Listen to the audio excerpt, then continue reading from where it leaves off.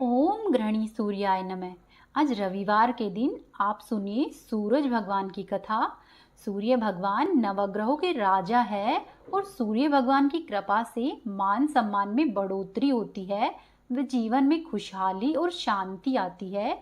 सूरज भगवान की कथा के अनुसार एक बार एक राजा और रानी थे। उनके पास सिपाही, घोड़े, दास दासियां, धन दौलत सब कुछ था।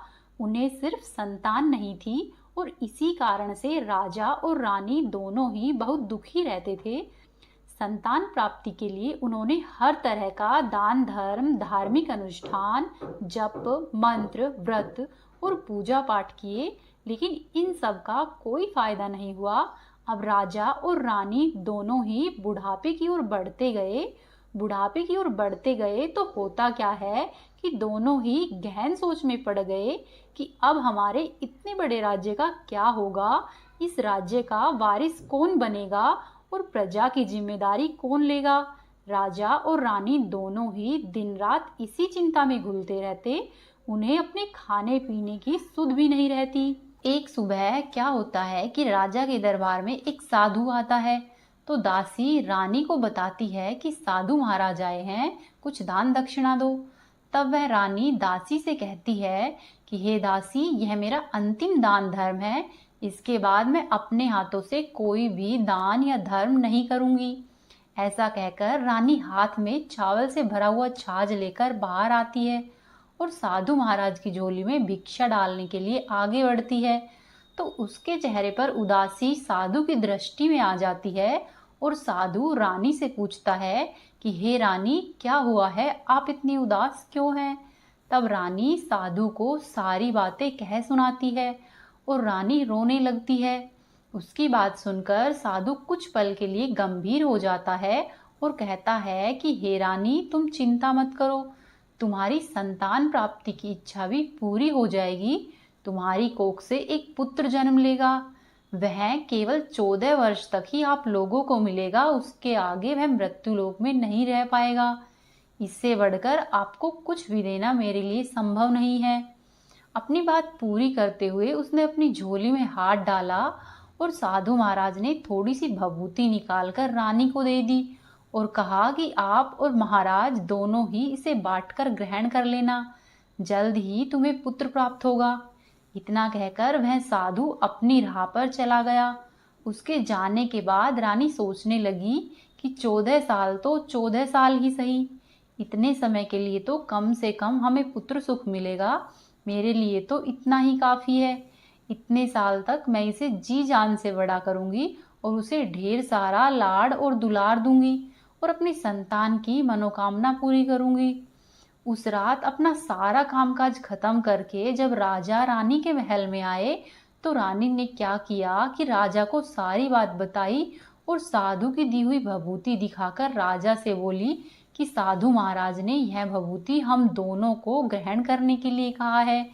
तब राजा बोले कि हे रानी, हमने इतना दान धर्म, जप और तप किया है, इसका कोई फल नहीं मिला, तो अब इस भभूति से हमें संतान प्राप्ति कैसे होगी।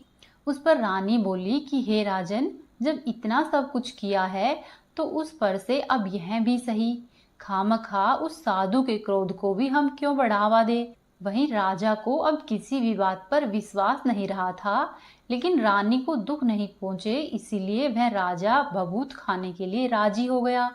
राजा राजी तो हो गया और फिर राजा और रानी दोनों नहाते हैं, फिर अपने भगवान का स्मरण करते हैं और अपने पूर्वजों का स्मरण करते हैं और फिर उस साधु महाराज का नाम स्मरण करके वह भभूत दोनों मिल बांट कर खाते हैं।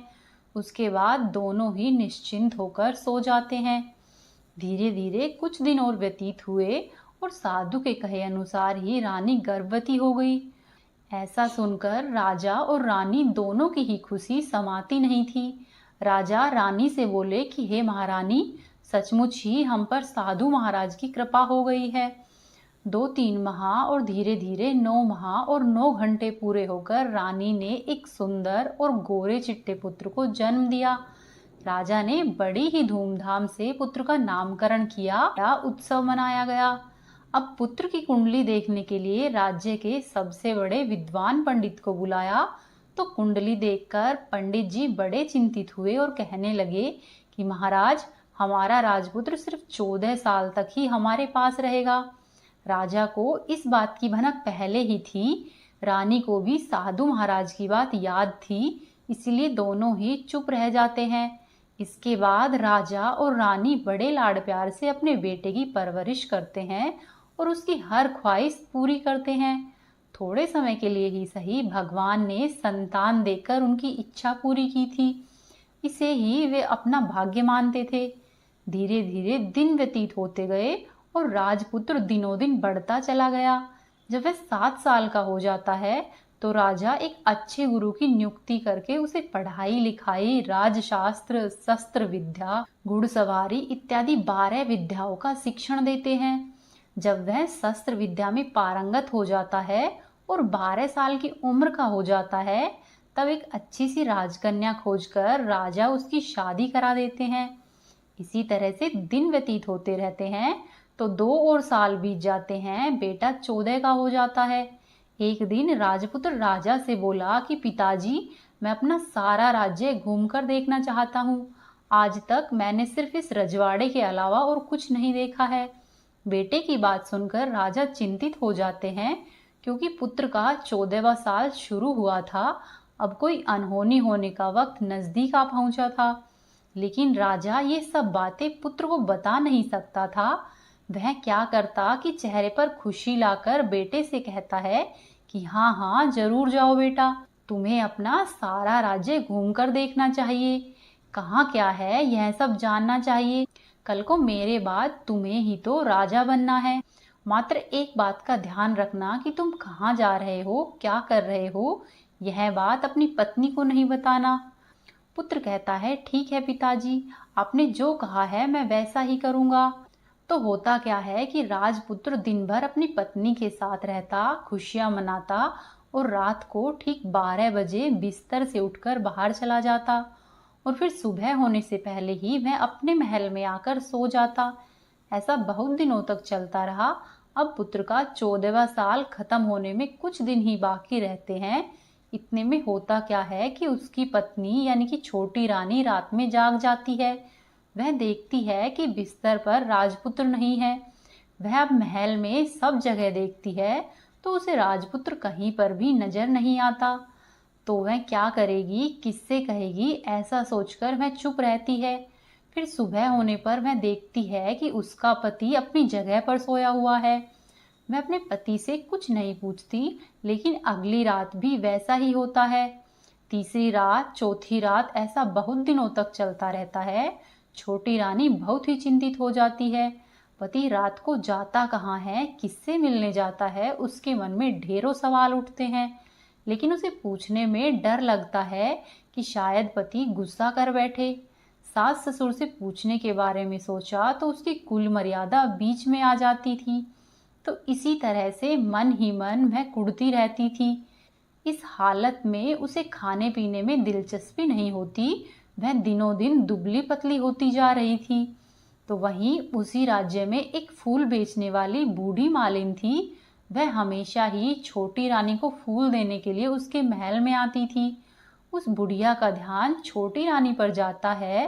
वह छोटी रानी से पूछती है कि बेटी, तुम्हें किस बात का दुख है, तुम इस तरह से सूख कर कांटा क्यों बनी हुई हो। उस पर छोटी रानी कहती है कि अम्मा, मैं तुम्हें क्या बताऊं, तुम्हारा राजपुत्र हर रात बिस्तर पर से उठकर कहीं चला जाता है और सुबह सवेरा होने से पहले ही वापस आकर सो जाता है। वह कहाँ पर जाता है, क्या करता है, यह सोच सोच कर ही मैं अन्न और जल ग्रहण नहीं कर पाती और इस तरह से सूख सूख कर कांटा बन गई हूँ। तब बुढ़िया ने उसकी सब बातें सुनी और उसे एक उपाय बताती है कि बेटी, आज ऐसा करना कि रात को तुम नहीं सोना, उसके पीछे जाकर देखना कि वह आखिरकार कहाँ जाता है, क्या करता है। तुम उसकी अच्छी तरह से पहरेदारी करना। इस पर छोटी रानी ने कहा कि अम्मा, यदि मुझे नींद आ गई तो। तब बूढ़ी अम्मा बोली कि तुम्हें नींद नहीं आए इसलिए एक काम करना, अपने बाएं हाथ की उंगली में एक जख्म करना और उस पर थोड़ी सी मिर्ची छिड़कना। उससे तुम्हें बड़ी जलन होगी और उस पीड़ा से तुम्हें रात भर नींद नहीं आएगी। छोटी रानी बुढ़िया के कहे अनुसार ही करती है। अपनी उंगली पर छोटा सा जख्म लगाती है और उस पर मिर्ची डालती है। उंगली की जलन से उसे रात में बहुत देर तक नींद नहीं आती, लेकिन बाद में वह सो जाती है। दूसरे दिन सुबह जब बुढ़िया फूल लेकर उसके महल में आती है और पूछती है कि क्या हुआ बेटी, देख पाई क्या पति कहाँ जाता है? तब रानी कहती है, नहीं अम्मा, पहले कुछ समय तक जलन के कारण मुझे नींद नहीं आई, परंतु कुछ देर बाद मैं सो गई। इस पर बुढ़िया कहती है कि कोई बात नहीं, आज तुम उंगली पर पहले से थोड़ा बड़ा जख्म करना और ज्यादा मिर्ची लगाना। अगली रात्रि छोटी रानी वैसा ही करती है, परंतु वह सिर्फ पति के बिस्तर से उठकर बाहर निकलते वक्त तक ही जाग पाई। वह उसके पीछे नहीं जा सकी, क्योंकि उस समय तक उसकी आंखें मूंद गई थी। दूसरे दिन जब बुढ़िया फूल लेकर आती है तो उसके पूछने से पहले ही रानी रोकर कहती है कि अम्मा, मैं आज भी उनकी पहरेदारी ठीक तरह से नहीं कर पाई। तब बुढ़िया कहती है कि रानी रोना नहीं, सब कुछ ठीक हो जाएगा। तुम ऐसा करना, आज रात्रि को जख्म को और बड़ा करना और उस पर ज्यादा मिर्च छिड़कना। और एक काम करना बेटी, जब वह जाने के लिए निकलता है तो उसका रास्ता रोक लेना। बुढ़िया ने जैसा बताया था रानी ने वैसा ही किया। आज रात उसे नींद नहीं आती। पति जब रात को 12 बजे बिस्तर से उठकर महल से निकलने के लिए चलने लगता है तो वह रानी बुढ़िया ने जैसे बताया था उसके ही अनुसार दौड़कर आती है और पति का रास्ता रोकती है और कहती है कि आप कहाँ जा रहे हो, किनसे मिलने जा रहे हो, मुझे सब कुछ बताओ। राजपुत्र उसे समझाने की बहुत कोशिश करता है। राजपुत्र कहता है कि देखो, अगर मैंने तुम्हें बता दिया तो मैं तुमसे दोबारा कभी नहीं मिल पाऊंगा। तब छोटी रानी कहती है कि कोई बात नहीं, न मिल पाओ तो न सही, लेकिन आप रात के समय कहाँ जाते हो, यह सब मुझे बताइए। राजपुत्र यह सुनकर निरुत्तर हो जाता है और पत्नी की जिद के आगे उसकी एक नहीं चल पाती। ठीक उसी समय उसका 14वां साल खत्म होकर 15वां साल लगने वाला था। जो होता है वह हो जाने दो। राजपुत्र ऐसा सोचता है और कुछ चावल मंत्रों से सिद्ध करके अपनी पत्नी के हाथ में देता है और कहता है कि इन चावलों के दानों को दोनों हाथों की मुट्ठी में पकड़ लो। पहले दाएं हाथ में पकड़े हुए चावल मेरे ऊपर फेंकना, मैं कौन हूँ यह तुम्हें पता चल जाएगा। फिर अपने बाएं हाथ में पकड़े हुए चावल मेरे ऊपर फेंकना, मैं जैसा था तुम्हें मिल जाऊंगा। लेकिन यदि तुम बाएं हाथ के चावल मेरे ऊपर फेंकना भूल गई तो मैं तुम्हें कभी भी नहीं मिलूंगा। ऐसा सुनकर रानी ने नहीं भूलूंगी ऐसा बड़े ही आत्मविश्वास से कहा और अपने दाएं हाथ में पकड़े हुए चावल अपने पति के ऊपर फेंक दिए। तो राजपुत्र एकदम से एक विशाल घोड़ा बन जाता है, एकदम उम्दा, सफेद, गर्दन पर लंबी लंबी आयाल। देखते ही देखते वह तेजी से दौड़ने लगता है। रानी उस घोड़े को एकदम भौचक्की होकर देखने लगती है और पति ने बाएं हाथ के चावल फेंकने की जो बात कही थी वह भूल जाती है। उसकी आंखों के सामने ही वह घोड़ा महल से निकलकर चला जाता है। घोड़ा जो महल से बाहर जाता है तो वह वापस नहीं आता। अब रानी को बड़ा ही पश्चाताप होता है और वह स्वयं को कोसने लगती है, लेकिन अब उसका कोई फायदा नहीं होने वाला था। राजपुत्र अब कभी भी वापस नहीं आने वाला था। सुबह होते ही महाराजा महारानी को सब बात पता चलती है तो उन दोनों को बहुत दुख होता है। वे बिस्तर पकड़ते हैं और राह देखते हैं कि एक दिन उनका बेटा जरूर वापस आ जाएगा। इसी तरह से 1 महीना गुजरता है, 2 महीने गुजरते हैं, 3 महीने गुजरते हैं और आखिरकार धीरे धीरे 6 महीने पूरे हो जाते हैं। राजपुत्र का खूब पता लगाने पर भी कोई पता नहीं लगता। वहीं राज्य का प्रधान राजपुत्र को ढूंढने के लिए राज्य के गांव-गांव सिपाही भेजता है, लेकिन उन्हें कहीं भी कोई सफलता नहीं मिलती। इधर छोटी रानी अपनी हठ के कारण पति गायब हो गया यह सोचकर स्वयं को मन ही मन कोसती रहती। फिर वह प्रण लेती है कि कुछ भी करके मैं अपने पति को ढूंढकर जरूर लाऊंगी। ऐसा सोचकर वह एक दिन सुबह सवेरे उठकर सास और ससुर के महल में जाती है और कहती है कि मैं अपने पति की खोज के लिए जा रही हूँ। महाराजा और महारानी को और क्या चाहिए था, कुछ भी करके उन्हें उनका बेटा वापस मिलना चाहिए था। वे बहू को जाने की अनुमति देकर कहने लगे कि बेटी, तुम्हें जो कुछ चाहिए वह ले जाओ, जहाँ पर जाना है वहाँ पर जाओ, लेकिन हमारे बेटे को वापस लेकर आओ, भगवान तुम्हें कामयाबी दे। फिर छोटी रानी क्या करती है कि अपना शाही वेश बदलकर एक सेठानी बन जाती है, कुछ दास और दासियों व कुछ नौकरों को साथ में लेती है और कुछ सामान साथ में लेती है और राज्य की सीमा पर जाकर वहाँ एक भोजनालय खोल देती है और वहाँ पर आने वाले सब यात्रियों को खाना मुफ्त में देने लगती है। मात्र एक ही शर्त रखती है कि खाना खाने वाले को उसकी देखी हुई कोई भी अजीब चीज उसकी मालकिन को यानी कि राजकन्या को बतानी पड़ेगी।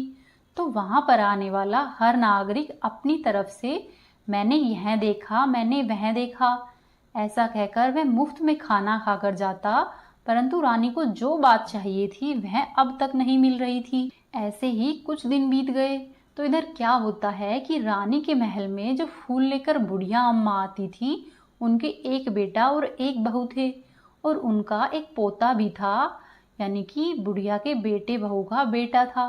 तो बेटा और बहू सुबह सुबह काम के लिए निकलने जाते तो पोते को संभालने की जिम्मेदारी बुढ़िया पर थी। बुढ़िया दिन भर पोते को संभालती।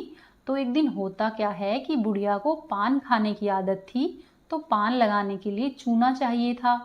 वह उसे तैयार करने के लिए सीपियाँ लेने गई। इन सीपियों को भूनने के लिए गोबर के कंडे चाहिए थे। कंडे इकट्ठा करने के लिए वह बांस की टोकरी लेकर चरवाहे के मैदान में गई। वहां पर बहुत सारे कंडे थे। उन्हें जमा करते करते उसे घर आने में अंधेरा हो गया और शाम होते ही जब काम से बेटा और बहू वापस लौटे तो देखते हैं कि बच्चा घर पर अकेला है और रो रहा है। वे दोनों ही गुस्से से लाल पीले हो गए। इतनी ही देर में बुढ़िया माई घर पर आ पहुंची। बेटे ने पूछा कि पोते को घर में अकेला छोड़कर कहाँ गई थी। तब बुढ़िया बताने लगी कि मैं गोबर के कंडे इकट्ठा करके लाई हूँ। इस पर बेटा बोला कि दोबारा बच्चे को अकेला घर पर छोड़कर यदि कहीं पर गई तो मैं तुम्हें बहुत पीटूंगा।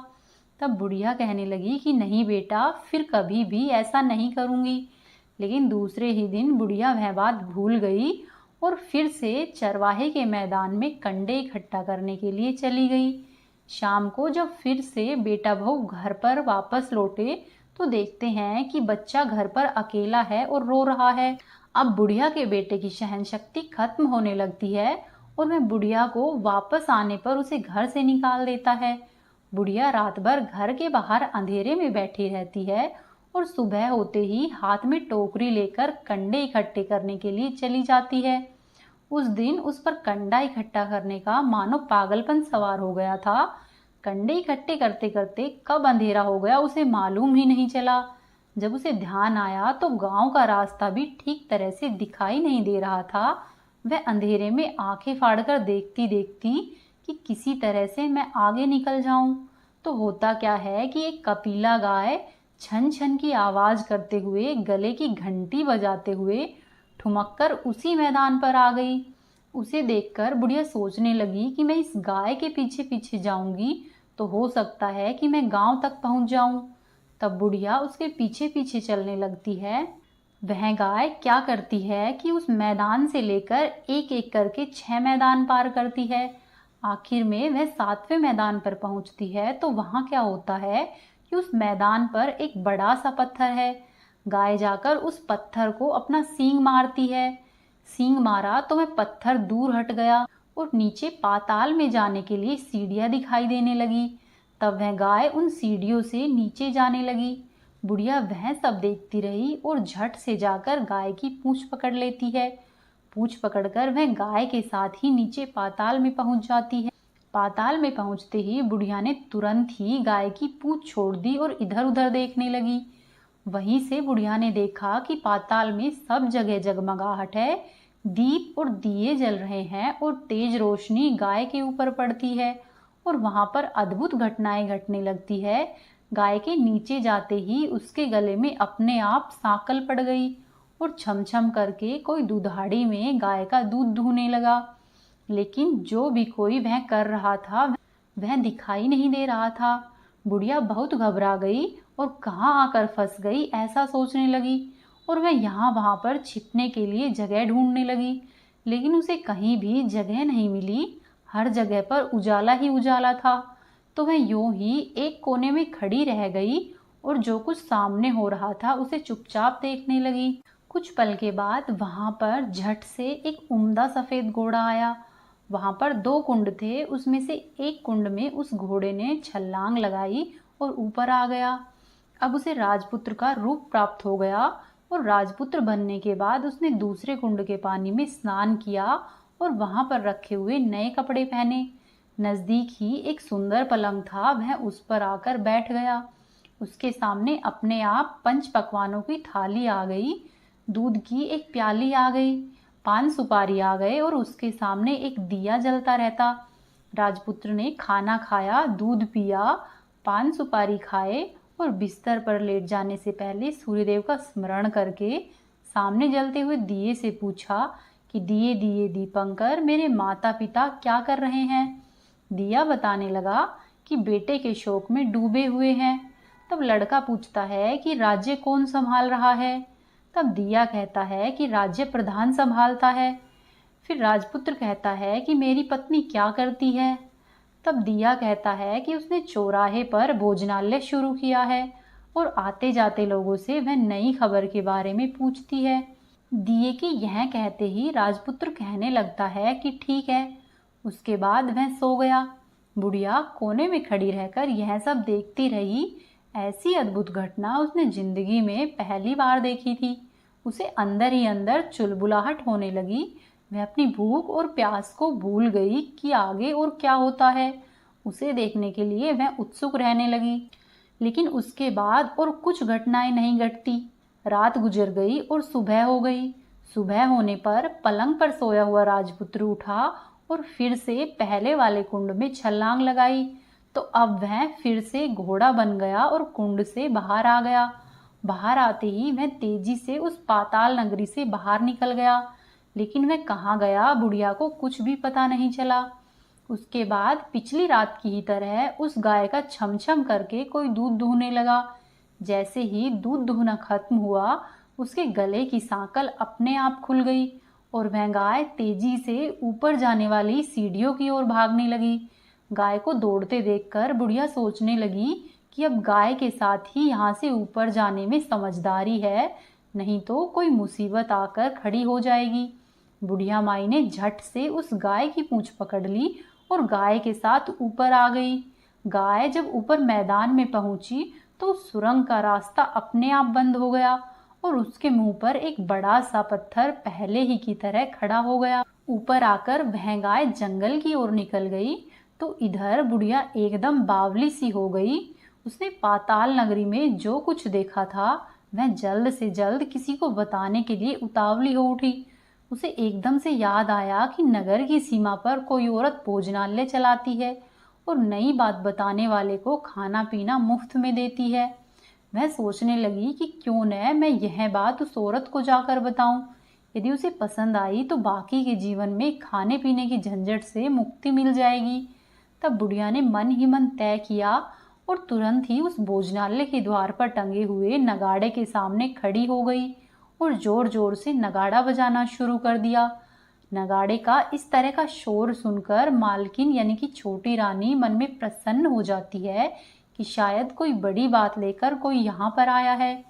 तब रानी अपने सिपाहियों को आदेश देती है कि जाइए और जो आया है उसकी अच्छे से खातिरदारी कीजिए।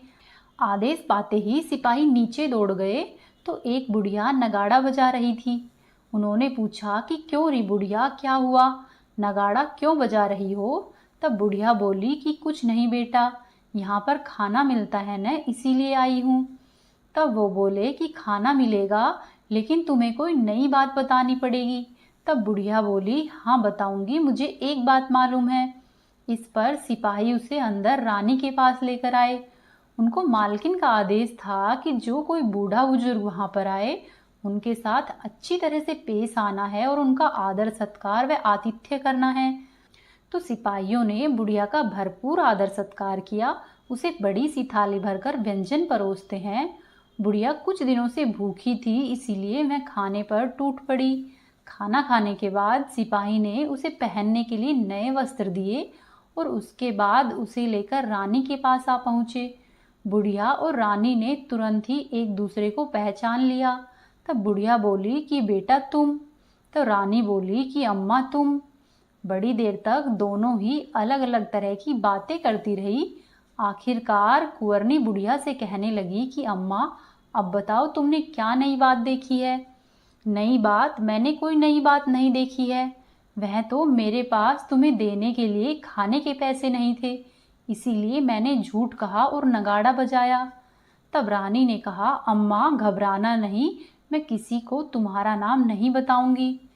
फिर बुढ़िया बोली कि मैंने क्या देखा, कब देखा, ऐसा करके वह आनाकानी करने लगी। इस पर रानी ने उससे कहा कि देखो अम्मा, यदि तुमने मुझे वह नई बात बताई तो जिंदगी भर मैं तुम्हारी देखभाल करूंगी और तुम्हें रानी माता की तरह रखूंगी। अब बुढ़िया रानी को बात बताने के लिए तैयार हो गई और उसने जो कुछ उस मैदान में देखा था वह सब कुछ उसने रानी को बता दिया। बुढ़िया की बात सुनकर रानी को यकीन हो गया कि वह राजपुत्र उसी का पति है। वह तुरंत ही बुढ़िया से कहने लगी कि अम्मा मुझे उसी जगह पर लेकर चलो। तब वह बुढ़िया बोली कि नहीं बेटी, वह पाताल राज्य है, सांप है और अन्य बहुत खतरे हैं। यदि किसी ने तुम्हें वहां पर देख लिया तो तुम्हारी जान खतरे में पड़ सकती है। लेकिन रानी ने उसकी एक भी नहीं सुनी। वह उसे उस जगह पर ले जाने के लिए जिद करने लगी।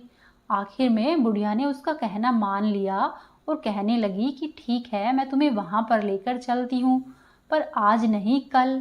वहां जाना है तो शाम को ही जाना होगा। तो दूसरे दिन दोपहर को रानी बुढ़िया के साथ उस मैदान पर गई और एक जगह छुपकर गाय के आने की राह देखने लगी। दिन ढलते ही अंधेरा घेरने लग गया और हमेशा की ही तरह गाय वहां पर आ गई। मैदान के उस कोने में जाकर गाय ने पत्थर पर सींग मारा तो झट से पत्थर हटकर वहां से सुरंग में जाने का रास्ता खुल गया। गाय उस रास्ते से नीचे उतरने लगी तो बुढ़िया रानी से कहती है कि जल्दी आगे बढ़ो बिटिया, हमें गाय की पूंछ पकड़कर नीचे उतरना होगा। तब वे दोनों गाय की पूंछ पकड़कर नीचे उतर गई। बुढ़िया पहले जिस कोने में छिपी थी अब भी उसी कोने में छिप गई।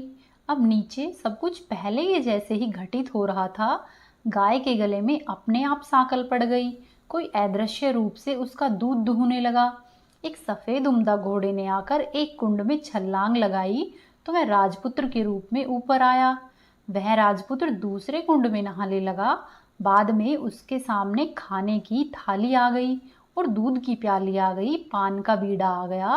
राजपुत्र सब कुछ ग्रहण करके सोने के लिए पलंग पर गया तो सोने से पहले सूर्यदेव का स्मरण करके वह दिए से पूछने लगा कि दिए दिए दीपंकर, मेरे माता पिता क्या कर रहे हैं। तो दिया कुछ जवाब नहीं देता बल्कि वह बुझने लगता। तब राजपुत्र को कुछ अघटित हुआ है इसका संदेह हो गया। वह उदास हो गया और जो कुछ हुआ है वह हो जाने दो, ऐसा सोचकर वह सोने के लिए बिस्तर पर लेट गया। अब रानी का संयम छूट गया। वह दौड़कर पति के पास आई और उसके पैर पकड़ने के लिए आगे बढ़ने लगी। राजपुत्र तुरंत ही पत्नी को पहचान गया और वह झट से पीछे हट गया और चिल्लाने लगा कि नहीं नहीं, मुझे मत छूना वरना सर्वनाश हो जाएगा। तब रानी अपने दोनों हाथों को जोड़कर अपने पति से अपनी भूल स्वीकारने लगी। कहने लगी कि हे स्वामी, मुझसे भूल हो गई है। मुझे आपसे नहीं पूछना चाहिए था कि आप रात को कहाँ जाते हो। मैं अपनी भूल स्वीकार करती हूँ। मुझे मेरे किए की सजा मिल गई है। अब आप घर पर चलिए। आपके वियोग में आपके माता पिता ने बिस्तर पकड़ लिया है और आपकी प्रजा भी बहुत दुखी है। उस पर राजपुत्र कहने लगा कि वहीं तो एक बार तुम गलती कर बैठी हो, अब दोबारा मत करना, नहीं तो अब मैं तुम्हें जो दिख रहा हूँ वह भी नहीं दिखूंगा। अब तो यह सुनकर रानी जोर जोर से विलाप करने लगी और जोर जोर से जमीन पर सिर पटकने लगी। राजपुत्र के मन में उसके प्रति दया उत्पन्न हो गई और वह उससे कहने लगा कि यदि तुम मुझे पाना चाहती हो तो तुम्हें एक काम करना होगा। काम कठिन है लेकिन वह तुम्हें अकेले ही करना होगा। तब रानी कहने लगी कि हे स्वामी, आप कार्य कहो, जितना भी कठिन है मैं अवश्य ही पूर्ण करूंगी। इस पर राजपुत्र ने उसे बताया कि इस पाताल से ऊपर जाते ही तुम्हें एक घना जंगल नजर आएगा।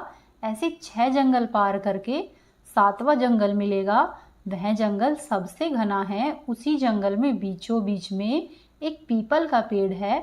उसके आसपास की जगह पर पत्ते, फंदे, जटाए, कांटे इत्यादि अनेकों तरह से वह पीपल का पेड़ ढका हुआ है। वहां पर बाघ, शेर, भालू, सांप और सभी धमाचौकड़ी करने वाले जानवर बैठते हैं। तुमको उन सबको भगाकर वह जगह साफ करनी है। उस जगह की गोबर से पुताई करके उसको पवित्र बनाना है, रंगोली से सजाना है। उसके बाद वहां पर धूप, कपूर, अगरबत्ती जलानी है। फूल कुमकुम से पेड़ के तने की पूजा करनी है। दूध दही से बने हुए चावल का भोग चढ़ाना है। ये सब तुम्हें दोपहर को 12 बजे से पहले पहले करना है। 12 बजे के समय तुम्हें उस जगह पर बैठकर सूर्य भगवान का ध्यान करना है। ठीक 12 बजे सूर्य भगवान का रथ वहां पर उतरेगा। वे यह सब देखकर खुश हो जाएंगे और कहेंगे कि जिस किसी ने यह सब किया है उसे मैं मनचाहा फल दूंगा। तो तुम उसके सामने जाकर उनके रथ का दाहिना घोड़ा मांगना, तो मैं तुम्हें मिल जाऊंगा। इतनी बात कहकर राजपुत्र अपने पलंग पर सो गया और छोटी रानी भोर होने की राह देखने लगी। भोर होते ही वह बुढ़िया के साथ गाय की पूंछ पकड़कर ऊपर आ गई और ऊपर आने के बाद वह बुढ़िया से कहने लगी कि अम्मा, अब मैं अकेले ही आगे जाऊंगी, तुम भोजनालय पर वापस चली जाओ। ऐसा कहकर वह जंगल में जाकर राजपुत्र की बताई हुई जगह ढूंढने लगी और स्वयं आरी से वह जगह साफ कर दी। बाद में राजपुत्र ने जैसे जैसे बताया था वैसे ही उसने वहां की लिपाई पुताई की, रंगोली बनाई और वापस आ गई। दूसरे दिन सुबह होने से पहले ही उठी और जंगल में उसी जगह पर जा पहुंची। वहां जाकर इत्र गुलाब का पानी छिड़का और वह जगह सुगंधित की। धूप अगरबत्ती जलाकर उसे पवित्र किया और पूजा की सब सामग्री तैयार करके सूर्य भगवान का ध्यान करने के लिए वहां पर बैठ गई। जैसा कि पति ने बताया था, दोपहर को ठीक 12 बजे सूर्य भगवान का रथ उस पीपल के पेड़ पर आकर रुका है और सूर्य भगवान ने जब रथ से नीचे देखा तो सुगंधित वातावरण देखकर वे प्रसन्न हो गए और फिर वे बोले कि जिस किसी ने भी यह कार्य किया है वह यहाँ पर आकर मुझसे कुछ भी मांग ले, मैं उसे अवश्य ही दूंगा। रानी ने जब ये शब्द सुने तो मैं बिना समय गवाए हुए दौड़कर उनके सामने आ गई और उनको साष्टांग नमस्कार करके बोली कि हे भगवान, वह मैं ही हूँ, मैंने ही यह जगह साफ की है। तब सूर्यदेव ने कहा कि अच्छा, तो जो तुम्हें चाहिए वह वरदान मांगो। तब मैं हाथ जोड़कर बोली कि हे भगवान, मुझे आपके रथ का दाहिना घोड़ा दे दीजिए। तब सूर्य भगवान बोले कि नहीं नहीं, मैं तुम्हें और कुछ भी दे सकता हूँ लेकिन यह घोड़ा नहीं दे सकता। मेरे रथ के 12 घोड़े हैं, तुम चाहो तो कोई और घोड़ा मांग लो, लेकिन यह दाहिना घोड़ा मैं तुम्हें नहीं दे सकता। तब छोटी रानी ने सूर्यदेव की एक नहीं सुनी और वह सूर्यदेव से एक ही बात कह रही थी कि मुझे यह दाहिना घोड़ा ही चाहिए, नहीं तो मैं आपके पैरों में गिरकर अपने प्राण दे दूंगी। अब सूर्यदेव भी धर्म संकट में पड़ गए। उन्होंने वचन दे दिया था और अब वे अपने वचन से पलट नहीं सकते थे। ठीक है, दे दिया तुम्हें घोड़ा। सूर्यदेव ने ऐसा कहा और फिर एक बात और भी कही कि देखो, मैंने तुम्हें घोड़ा तो दिया है लेकिन वह तुम्हें यहाँ पर नहीं मिलेगा, तुम उसे पाताल में जाकर उसे लेकर आओगी। तब रानी बोली कि हे सूर्यदेव, पाताल में तो क्या, मैं भगवान के पास भी उन्हें पाने के लिए जा सकती हूँ। रानी के ऐसे वचन सुनकर सूर्यदेव उन्हें आशीर्वाद देकर अपने मार्ग में चले गए और इधर रानी जंगल से अपने भोजनालय में वापस आ गई। फिर वह बुढ़िया को लेकर उसी मैदान पर आ गई और जल्दी ही शाम हो गई। शाम होते होते फिर से वह गाय आई और उस गाय ने सींग मारकर सुरंग का पत्थर हटाया और फिर से नीचे उतरने लगी। रानी और बुढ़िया दोनों ने ही जल्दी जल्दी उसकी पूंछ पकड़ ली और पूंछ पकड़कर गाय के साथ ही नीचे उतर आई। नीचे पाताल में सब घटनाएं पहले की ही तरह घटने लगी। घोड़े का एक कुंड में नहाकर राजपुत्र बन जाना, नहा धोकर पलंग पर जाकर बैठना, तो उसे खाने की थाली, दूध की प्याली आना, पान का बीड़ा आना। लेकिन आज एक बात नहीं घटी कि आज एक की जगह 2-2 थाली, 2-2 दूध की प्याली, 2-2 पान के बीड़े उसके सामने आ गए। वह कुछ नहीं बोला, अपने हिस्से की थाली खाकर, दूध पीकर और पान का बीड़ा चबाकर वह सोने चला गया। और हमेशा की ही तरह दिए से पूछने लगा कि दिए दिए दीपंकर, मेरे माता पिता क्या करते हैं। तब दिए ने बताया कि वे दोनों तुम्हारे शोक में मरने की स्थिति में पहुंच गए हैं। ऐसा सुनकर झट से उसकी आंखों से आंसू टपकने लगे। वह फिर से पूछने लगा कि दिए दिए दीपंकर, मेरा राज्य कौन चला रहा है। तब दिए ने कहा कि तुम्हारा राज्य प्रधान चला रहा है और वह सब कुछ हड़प चुका है। वह प्रजा पर बहुत ही अत्याचार कर रहा है। यह सुनकर राजपुत्र को बहुत क्रोध आया। वह क्रोध से अपनी मुट्ठी भींचने लगा। फिर आगे राजपुत्र पूछता है कि दिए दिए दीपंकर, मेरी पत्नी क्या कर रही है। यह सुनकर दिया कुछ नहीं बोला, चुप रहा। अब रानी का संयम जवाब दे गया। वह दौड़कर पति के गले लग गई। अब मैं तुम्हें मिल गया, ऐसा राजपुत्र कहने लगा। सच कहते हो, आप फिर से तो घोड़ा नहीं बन जाओगे न। तब राजपुत्र कहता है, नहीं, मैं दोबारा घोड़ा नहीं बनूंगा। तुमने जो इतने सारे कष्ट उठाए हैं वह मुझको पाने के लिए हैं। इसीलिए सूर्यदेव ने मुझे सदा के लिए ही घोड़े के जन्म से मुक्त कर दिया है। राजपुत्र ने बड़े प्यार से कहा और उसे हृदय से लगा लिया। उसके आंसू पोंछे और कुछ देर के बाद सुबह हो गई तो गाय की श्रृंखला टूटकर वह ऊपर भूलोक को जाने लगी। रानी, राजपुत्र और बुढ़िया उसकी पूंछ पकड़कर उसके साथ ऊपर आ गए। ऊपर आने पर वे सीधे ही भोजनालय में पहुंच गए। वहां का सब सामान लोगों में बांट दिया और उसको ताला लगाकर रानी और राजपुत्र और बुढ़िया माई राज्य में लौट आए। राजपुत्र वापस आता है तो उसके तेवर देखकर प्रधान घबरा गया। राजपुत्र ने प्रधान को बंदी बनाया और कैद खाने में डाल दिया और राज्य की बागडोर अपने हाथों में ले ली। उसके बाद वह अपने माता पिता को मिलने के लिए उनके महल में गया। तब राजपुत्र क्या देखता है कि उसके माता पिता उसके शोक में अस्थि पंजर बने हुए हैं। पुत्र को वापस आया हुआ देखकर मरने की स्थिति में पहुंचे हुए राजा और रानी की आंखों में टप टप आंसू बहने लग गए। राजा और रानी दोनों ने पहले पुत्र को गले से लगाया और उसे प्यार से सहलाया। इतना होने के बाद भी उनकी सेहत में एकदम से सुधार आने लगा। अब वे दोनों बिस्तर से उठकर बैठ गए और पुत्र को आशीर्वाद देने लगे। राजपुत्र के आने की खबर तुरंत ही राज्य में फैल गई। प्रजा खुशी से फूली नहीं समाई।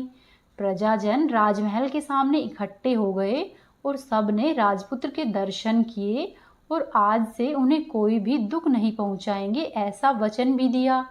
अब राजा राजपुत्र का राज्याभिषेक करके उसे सिंहासन पर बिठाता है और अपनी बहू को महारानी होने का दर्जा देता है और स्वयं अपनी पत्नी के साथ ईश्वर का नाम लेते हुए खुशी खुशी दिन व्यतीत करते हैं। महाराजा बना हुआ राजपुत्र अच्छी तरह से राज्य चलाने लगा और अपनी पत्नी के साथ सुख शांति से जीवन बिताने लगा। उस बुढ़िया को भी रानी ने अपने पास ही रख लिया और उसकी अच्छी तरह से देखभाल करने लगी और इस तरह से बुढ़िया और उसके बुढ़ापे के दिन खुशी से गुजरने लगे। हे सूर्यदेव, जैसी आपने रानी पर कृपा की है वैसी ही हम सब पर करना। इस कहानी को कहने वाले, सुनने वाले और होकारा भरने वाले सब पर अपनी कृपा रखना। तो ये थी सूरज भगवान की कहानी। वीडियो को लाइक करें, वीडियो को शेयर करें, कमेंट बॉक्स में जय सूर्य भगवान अवश्य ही लिखें।